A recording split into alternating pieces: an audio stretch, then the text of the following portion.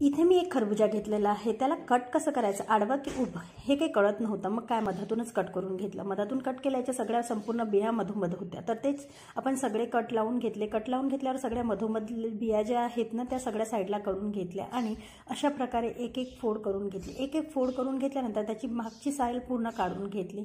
मागची साल काढून घेतल्यानंतर आणि मेन म्हणजे खरबुजा आपण कशासाठी वापरतो तर उन्हाळ्यामध्ये अतिशय खूप उपयुक्त आहे आणि आरोग्यदायी आहे। आपण याचे खरबुजाची काप काढून जर रोज खाल्ले ना तर थंड आणि उन्हाळ्यामध्ये खायला अतिशय चांगले आहे। रोगप्रतिकार शक्ती वाढवते आणि उत्साहवर्धक आहे। तर आपण मुलांना देऊ शकतो, आपण खाऊ शकतो। व्हिडिओ आवडल्यास नक्की लाईक करा, सबस्क्राईब करायला विसरू नका आणि असेच माझे व्हिडिओ बघत राहा। खरबुजा खाल्ल्याने शरीर निरोगी राहते आणि व्हायरल बॅक्टेरियापासून संसर्ग दूर राहते। त्यामुळे रोग प्रतिकार शक्ती वाढवण्यासाठी मुलांना द्या, आपण स्वतः खा। बियांपर्यंत सर्व भाग आरोग्यासाठी अत्यंत